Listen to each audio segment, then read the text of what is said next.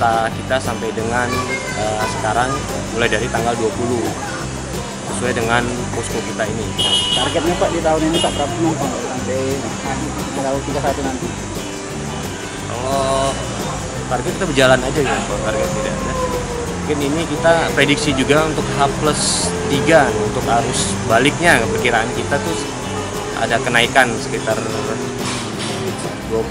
lah untuk kenaikan penumpang di H+3 itu, H+3 tahun baru.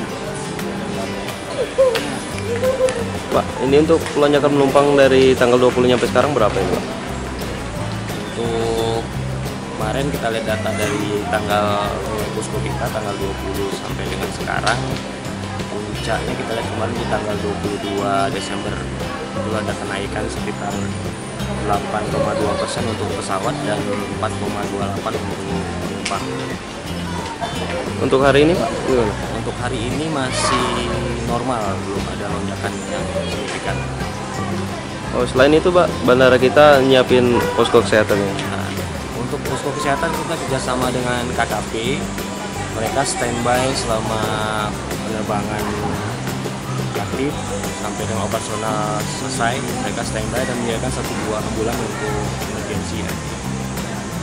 Itu untuk kesehatannya 24 jam, Pak? Untuk kesehatan sampai dengan jam operasional bandara tutup, karena bandara kita tidak 24 jam sampai jam 24.00, ataupun ada pesawat yang nanti delay lebih dari jam 24.00, kita tetap standby untuk tim kesehatan dan tim dari kita ada yang Sapura 2. Wah, ini banyak ya orang yang datang untuk kesehatan. Untuk kesehatan ada beberapa yang sudah ada pemeriksaan, paling kita ada beberapa yang dari airlines, ada yang tidak fit dibawa ke posko kita untuk pemeriksaan. Dan itu bisa juga dilakukan di dalam terminal di ruangan kesehatan pelabuhan kita.